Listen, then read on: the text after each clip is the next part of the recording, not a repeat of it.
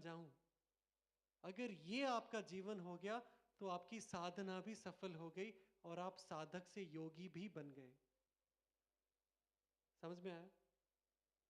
गुरुजी ने अभी अपने बर्थडे पे यही कहा था कि दुनिया में सबसे बड़ा जो फॉर्चून है, फॉर्चून को क्या बोलते हैं? सौभाग्य। दुनिया का सबसे बड़ा सौभाग्य ये है कि हम कह पाए कि मुझे कुछ नहीं चाहिए, मैं सिर्फ आपके लिए ही हूं।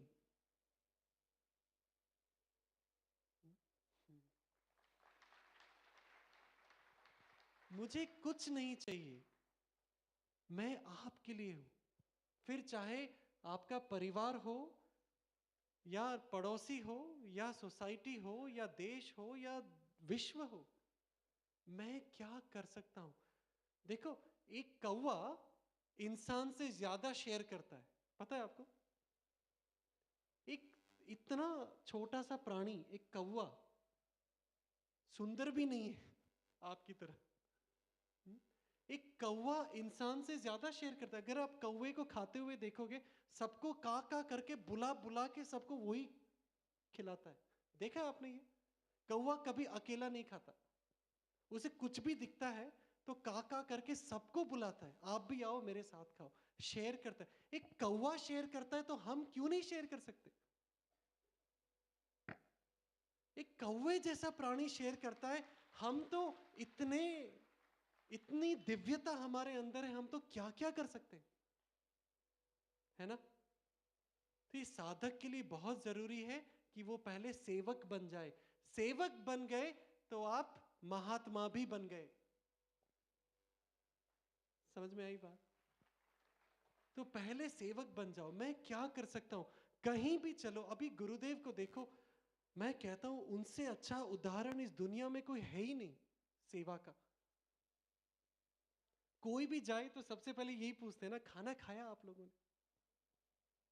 अभी मीडिया वाले पीछे आए थे, हंगामा कर रहे थे, उन सब में गुरुजी उनको पूछ रहे, आप लोगों ने खाना खाया? पहले पहले आप खाना खा लो, फिर मैं सब बताता हूं। कुछ भी, हर क्षण क्या कर सकते हैं वो औरों के लिए। चलते चलते बाग में हम उनके पीछे पीछे जा रहे थे, छोटे छोटे कुछ लैंप्स टेढ़े मेढ़े हो गए थे, तो सबको रुक के ठीक कर करके आगे बढ़ रहे थे। इतना उनका ध्यान है सृष्टि पे, वातावरण पे। अगर कुछ ना आए तो ये कर लो, जहां भी जाओ, जिस किसी से भी मिलो, जैसा पाया है उससे उससे अच्छा बना के ही जाओ। समझ में आई बात? किसी भी परिस्थिति में गए या किसी भी इंसान से मिले, उनको आपने जैसा पाया है उससे कुछ अच्छा बना के फिर जाओ। Got it? Make the place and the person a little more beautiful then how you found it. कुछ करके जाओ ताकि वो ऊपर आ जाए। और अब ये संकल्प लेके चलोगे कि आज से मैं निर्णय लेता हूं कि मेरे वातावरण की जिम्मेदारी मेरी, मेरे परिवार की जिम्मेदारी मेरी, संसार की जिम्मेदारी मेरी, मेरे गुरु के विजन की जिम्मेदारी मेरी। तब देखो, आपको इस पृथ्वी में कोई ऐसी ताकत नहीं है जो हिला दे या कोई तकलीफ भी पहुंचाई जाए। आप रेगिस्तान में भी खड़े रहोगे तो ताज से खाना वहां पहुंच जाएगा। ये गुरु का संकल्प है आपके लिए भी। हमें सिर्फ इस पर्थ पे खाली होके सेवक बनना है, कुछ भी नहीं। समझ में आई बात? तो पहला लक्षण क्या हुआ, या पहला संकल्प आज से? मधुर वाणी, जहां भी जाएं मिठास बांटे। दूसरा, प्रेम, हम उन्हें भी प्रेम दे जिन्हें हम नापसंद करते हैं, और उन्हें भी प्रेम दे जो हम जानते हैं कि हमें नापसंद करते होंगे। तीसरा, साधना, हर रोज समाधि, हर क्षण समाधि। कर्म और अकर्म, अकर्म में कर्म को देखो और कर्म में अकर्म, तब आप हो गए ज्ञानी। जब आप कर्म करते हो, ये मान के चलो मैं कर ही नहीं रहा, ये तो सब हो रहा है, और जब कुछ नहीं कर रहे हो तब ये जान के चलो कुछ तो हो रहा है। समझ में आया? अकर्म में कर्म को देखो और कर्म में अकर्म, तो हो गए ज्ञानी। फिर चौथा, सेवा। सेवा। और पांचवा, भक्ति। साधक के लिए भक्ति होनी बहुत जरूरी है। उस भक्ति के बिना, चाहे आपके अपने गुरु हो या भगवान की भक्ति हो, किसी भी तरह की भक्ति, सत्संग में आके भक्ति, किसी भी तरह से उस भक्ति का एक्सप्रेशन होना चाहिए। भक्ति को व्यतीत करो, गा के व्यतीत करो, जश्न मना के व्यतीत करो। भक्ति को स्मरण, गुरु का स्मरण करो, भगवान का स्मरण करो, मंत्र के जाप करो, भक्ति से जियो। फिर देखो आप साधक से संपूर्ण हो जाओगे। समझ में आया? जय गुरुदेव।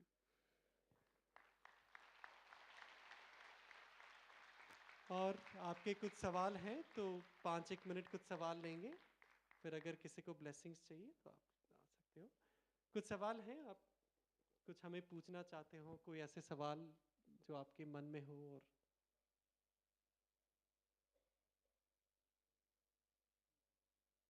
हाँ,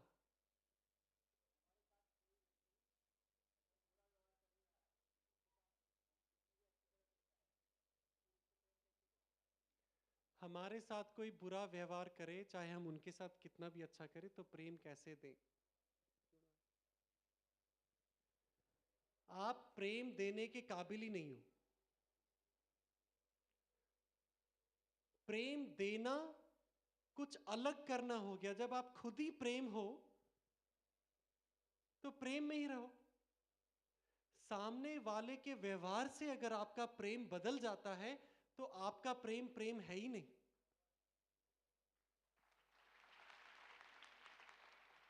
प्रेम होना चाहिए दिव्य प्रेम, ऐसा प्रेम कि चाहे प्राणी आए, जंतु आए, चिड़िया आए, चींटी आए, इंसान आए, जो जैसे आए वो वैसा मेरा, मैं तेरा। जय गुरुदेव। और कुछ?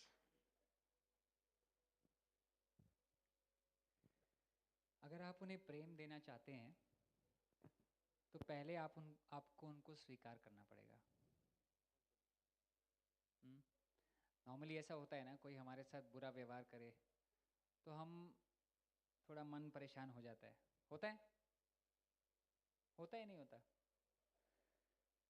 तो जैसे ही परेशान होता है, आपने देखा है कि हम उनको स्वीकार करना बंद कर देते हैं, है कि नहीं? तो जिस व्यक्ति को आप स्वीकार नहीं कर सकते, आप उनको कभी प्रेम नहीं दे पाएंगे। आप में चाह है उन्हें प्रेम देने की, तो पहले स्वीकार करना पड़ेगा। जो जैसे हैं वैसे स्वीकार। वो स्वीकार करते ही जब आपका मन शांत हो जाएगा। क्या आप जानते, ये तो सब बेसिक कोर्स किया है, किया या नहीं किया? सबने किया है ना? याद है कि नहीं? जैसे ही आप उस व्यक्ति को स्वीकार कर लेंगे, आपका मन शांत हो जाएगा। हम दूसरों को स्वीकार क्यों करें, बताएं? कोई बहुत डिफिकल्ट सिचुएशन आती है या कोई डिफिकल्ट पर्सन हमारे जीवन में आता, सबके है ना जीवन में कोई ना कोई, तो हाथ खड़ा करो जिनके जीवन में है एटलीस्ट एक। मेरे जीवन में तो अभी भी बहुत सारे हैं, रियली। क्यों यहाँ पे सब हाथ नहीं खड़ा कर रहे हैं? आप ऑलरेडी सिद्ध हो गए हैं क्या? तो आप, हम लोगों को स्वीकार क्यों करें, बताइए? Any answers? खुद के लिए। जब तक हम उन्हें स्वीकार नहीं करेंगे हम अशांत रहेंगे, है ना? तो आप चूज कीजिए जीवन में, या हम शांत और खुश रह सकते हैं या हम सही हो सकते हैं। देखिए, हमको क्या चीज रोकती है पता है स्वीकार करने में? I am right. यस और no? This person is like that, ये ऐसे ही हैं, I am right, I know it. बाकी सब बोलते होंगे बट मैं जानता हूं आई एम राइट, है कि नहीं? तो जब तक I am right is there, you will not be happy. Either you can be happy और यू कैन बी राइट।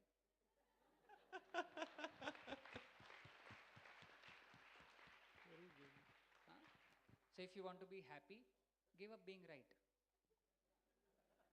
मैं गलत हो सकता हूँ, फिर आप प्रेम दे पाएंगे। वाह वाह वाह, बहुत बढ़िया। हाँ, तो अभी और खास करके फिर ये भी करो कि उनको आर्ट ऑफ लिविंग का कोर्स करा दो। देखो, सिर्फ 3 ही तरह के लोग हमारे कोर्स नहीं कर सकते।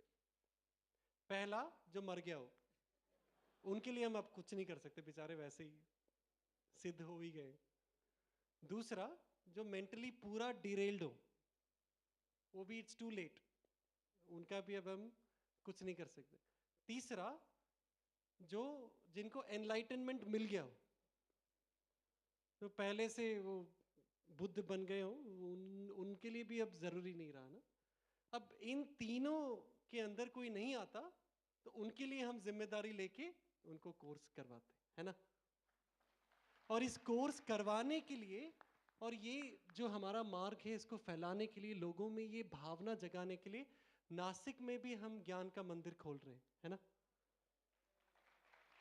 ये ज्ञान के मंदिर का निर्माण नासिक में इस टॉक के साथ शुरू हो रहा है।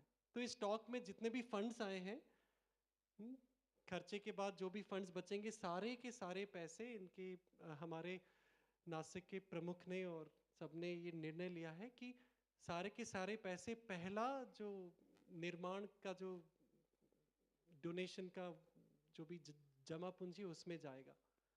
सो जाने के पहले अपने पॉकेट खाली करके जाना। तो इस ज्ञान के निर्माण के लिए इस नासिक में ऐसा दिन आना चाहिए कि आप कहीं भी चल के जाओ, लोग कहें जय गुरुदेव, जय गुरुदेव। सब्जी वाले के पास जाओ, जय गुरुदेव। तहसीलदार के पास जाओ, टैक्स ऑफिस में जाओ, जय गुरुदेव। ना करप्शन रहे, ना भ्रष्टाचार, ना आतंक, ऐसा शहर हमें बनाना है। और किसकी जिम्मेदारी है ये? मेरी, हमारी, इस क्षण में। समझ में आया? तो इस ज्ञान का मंदिर स्थापित करने के लिए कौन जिम्मेदारी लेगा? तो कैसे लोगे? 100 रुपीज से? सुना ही नहीं दिया मुझे। हाँ, देखो, जब दान करते हो ऐसे कारणों के लिए, उस दान से आपका धन पवित्र बन जाता है। आपके धन को पवित्र बनाना हो तो दान दो। मन को पवित्र बनाना हो तो ध्यान करो। आत्मा को पवित्र बनाना हो तो मस्त होके गान करो। जय गुरुदेव। हाँ, और कुछ? Can sing some song and... हाँ, हम नीचे आते हैं, तो जिनको ब्लेसिंग्स चाहिए थोड़ा खड़े हो जाएं, फिर हम आके ब्लेसिंग्स दे देंगे भाई।